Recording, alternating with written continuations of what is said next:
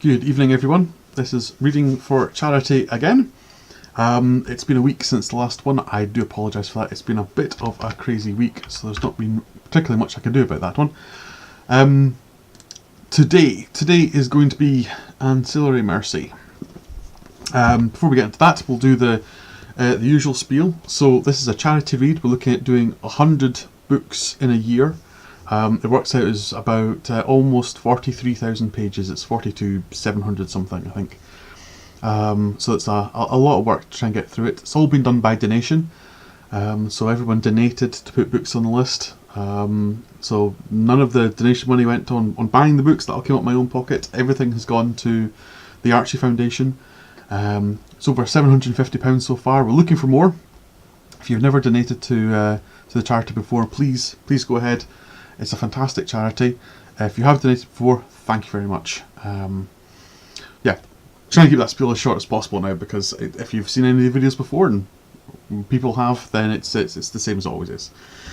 So, Ancillary Mercy, the last part in the Ancillary trilogy. I say last part. The back of the book does call it the stunning conclusion to the trilogy that began with Ancillary Justice.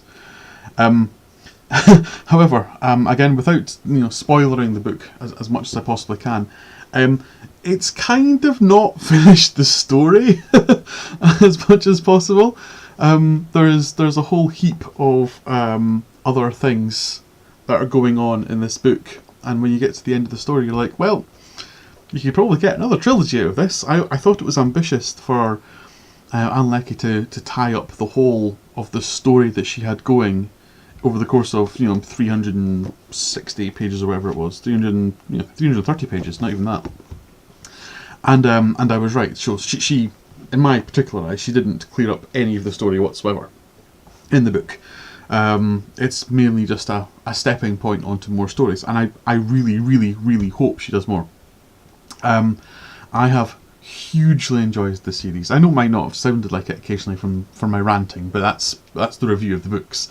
We say what's good, we say what's bad. And there's plenty of annoyances in them, and I'll get to them in a second, but I highly enjoyed these books. Highly enjoyed them. I like my space opera. Anyone who... I ranted and raved about it in the first reviews. The Ian and Banks books, the culture novels, are some of my favourite novels ever. And Ancillary Mercy in particular ends up feeling like a prequel to the culture novels. The end of this, you could imagine that by the end of this book, in 1,000 years' time, you have the culture, or 2,000, 3,000 years, whatever. But the end of this book feels like the start of the culture, and I loved that. I loved that feeling. I could see it going. I could see the direction they were going to end up going. It was the only real way for it was going to work. And it has some of the same annoyances that I had about the Dark Tower, in that there is a magical MacGuffin that solves the problems, rather than the actual characters solving the problems. And at the end, the characters essentially fail their tasks, and the magical MacGuffin solves the problems for them. It's it's not quite Machina X Deus, but it's essentially Machina X Deus. It's not as bad as Peter F. Hamilton, the big Peter F. Hamilton trilogy. Which one is it? The Reality Dysfunction. Sorry, looking at the book over there.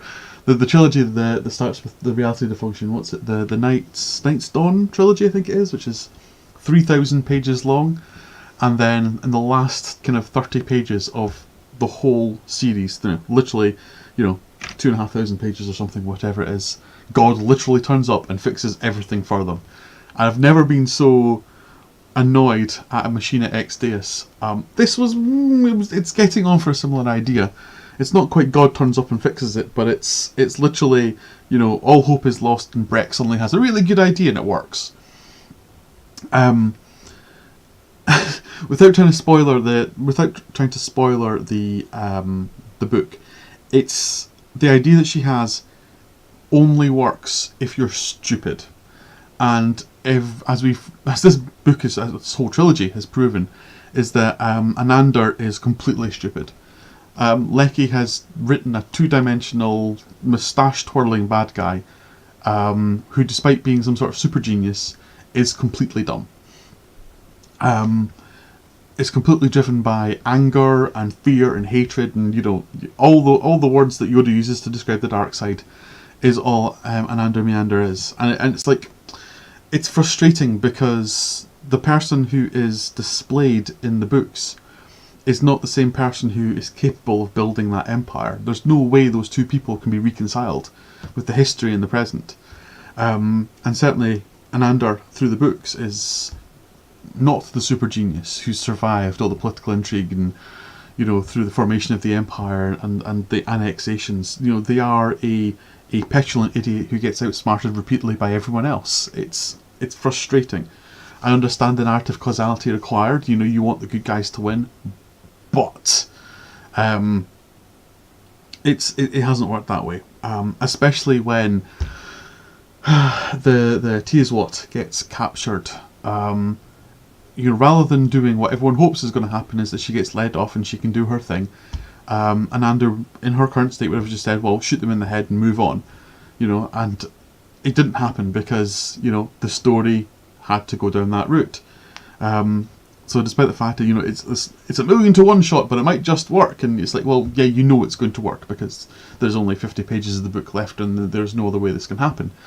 And it's massively frustrating. Not only to add that, without spoiler in the book, the significant status that is in question at the end of the book, Breck, by threatening to fire on the fleet, would be breaking that treaty as well. So Breck's relying on Anandar not breaking the treaty by firing on her, but is threatening to fire on other people, therefore breaking the treaty. It's not a standoff. It's, the opposition could walk into the system and occupy the entire thing without firing a shot, because Breck cannot fire a shot and doesn't have the numbers to back it up.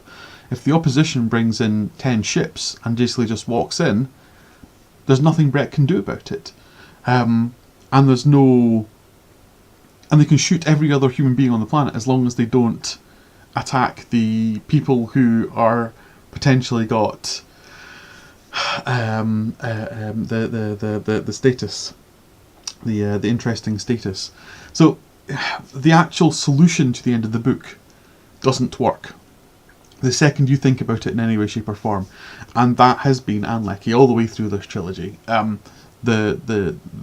bad guys are dumb, the ideas don't work when you think about them, and there's an awful lot being done for narrative causality. Okay, so that's all the bad bits out of the way, most of the bad bits out of the way. The good stuff. So this is easily the best book of the three, easily, and they have improved every single book. It's obvious that these are her first novels because she has obviously improved with each book, and this one is really good. Again, hilariously, all of the complaints I had, most of the complaints I had in Ancillary Sword were fixed in Ancillary Mercy. My problems with no one really having a personality, no one really having really good descriptions, things like that, were fixed by the end of Ancillary Mercy. Círdan has a good personality. Tiamat has a good personality. Still a stupid character. I'll get to that one in a second as well. All the Calars, Calar 5 and Calar 12 in particular, have personalities. And I know the argument is that they stopped acting like ancillaries and started acting like people, and that's why they suddenly have personalities now. But it's not. If Unlucky showed us in the previous books them acting like ancillaries, even when Breck wasn't around, then you could argue that they've stopped acting like ancillaries once they know that Breck is an ancillary. However, it's not that case. She only starts showing the private moments in the last book. So that's the only opportunity you have to see them as being people. So she actually gives 5 and 12 moments of their own, a little bit of the grumbling about the tea sets, etc, etc. They have personalities and it works. The personalities in the book are much, much better. The characters are far more likeable, far more relatable. They all have individual voices. Most of the time you can tell who's saying what. There's again some of the gender neutral nonsense going on in part of the book, where Unlucky has obviously had to include a line during editing, or the editors included a line during editing, to clarify who's saying what, because everyone is being referred to as she. and she's actually included a line going, it's not that one who's saying this, it's this one because of this reason. And the line sticks out so badly. It's obviously been added later on to make sense of a problem that's gotten into that. I actually, in terms of the characters, I actually felt Breck was more like Roland from the Dark Tower at this point. Kind of incredibly lucky, protected by Ka, but has this rich and deep past that gets referred to occasionally, but you don't actually find out too much about. What Stephen King spoilt with Roland was fleshing out some of the stuff, like with Susan Delgado, that he should have just left alone. He shouldn't have. There was no need to bring that into the storyline. And like he doesn't make that mistake in these books. The things that get was it the Itaran Empire? Things that go on there aren't brought into these novels other than just references, like the tokens that she's brought in. And that makes Breck much more mysterious, much more of an interesting character in the way that Roland ended up being spoiled by Stephen King. So the characterization is far better. It solves a lot of the problems that I had before.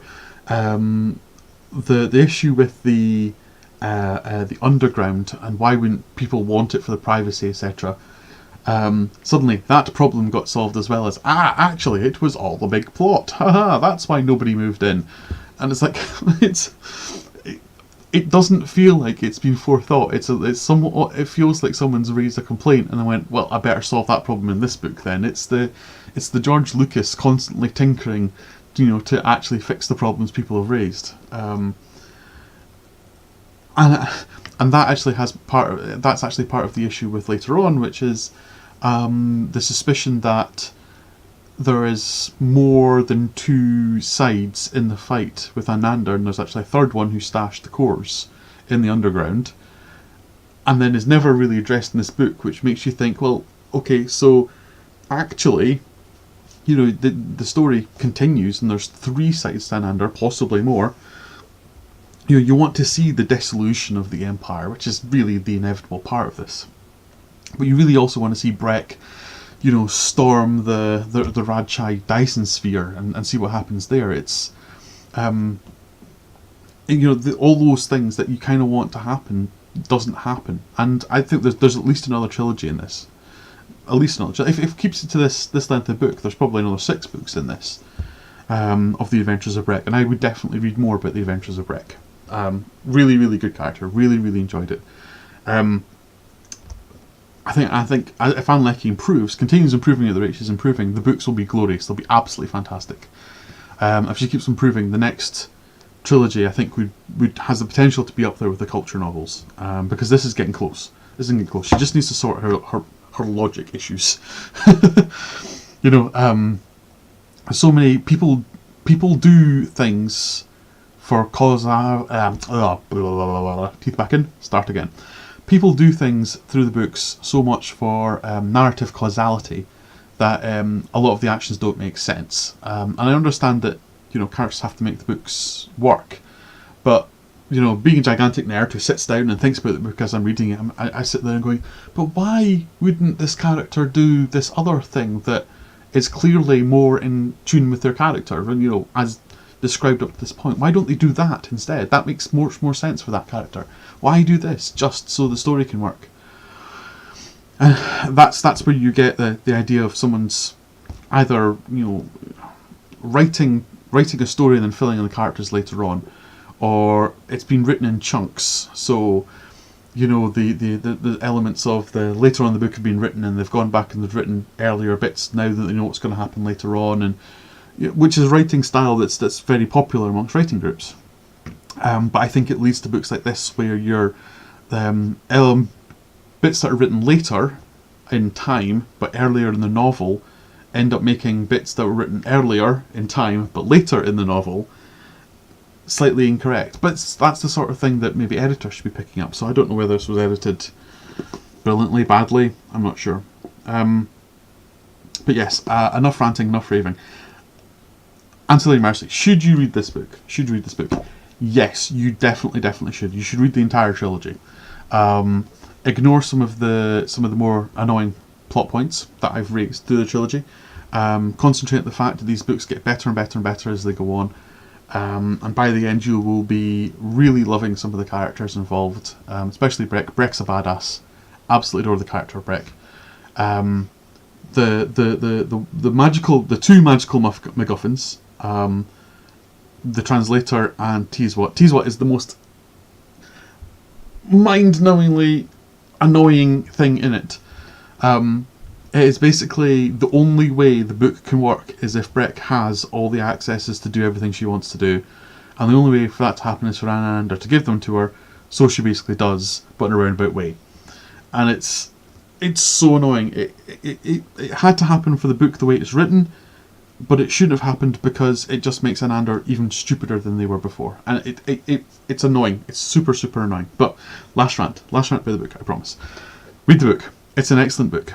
Ignore my my negativity about some of the elements, because I'm not negative about this book at all. It's a fantastic trilogy. I enjoyed it a lot. Go read these books, go read this trilogy, then go pick up Consider Phlebas from the culture novels and start on them, and then you'll realise that this just leads straight into the culture. This is a prequel trilogy to the culture. And I hope there's more of these. I really hope there's more of these. If there is, I'm definitely going to go out and read them, because I really enjoyed this. I really, really, really did. So yes, right, enough. There will be another review tomorrow because I was late getting this one out. This one should have come out on Sunday, but it has been frankly an absolutely mental week, and that really didn't get finished until last night. My daughter's taking up a lot of my time because she's wanting me instead of mummy. So I'm with her quite a lot in the evenings, which is restricting my reading time. Tomorrow will be Cosmos, which isn't here, it's through in the living room where I've been reading it. That will be hopefully tomorrow. I'm hopefully going to try to get that one done tomorrow, and then on Sunday another one. So we'll be back on schedule with any luck on Sunday. I'm not sure which book I'm going to read yet. It depends when I get Cosmos finished. If I get Cosmos finished tonight, I think I'm going to try get Pet Sematary read for Sunday, which is going to be awkward because Saturday and Sunday are both super busy for me, so I've basically got tomorrow and Friday evenings to get it read. So 300 and something pages for Pet Sematary might be a push, but I'm going to try it. It might be Monday. I might be Monday I end up doing the review, but one way or another we'll try to get back on schedule as quickly as possible. So another review tomorrow. It will be Cosmos, and then we'll see where we go after there. A little bit up in the air, but you know, it was always going to happen with this. I'm astonished I've managed to get to 34 books before I got, you know, a book behind. So that's good. It's all good. So yes, thank you very much for watching. Thank you very much for listening. I will speak to you all again tomorrow for Cosmos. Thank you very much, and good evening.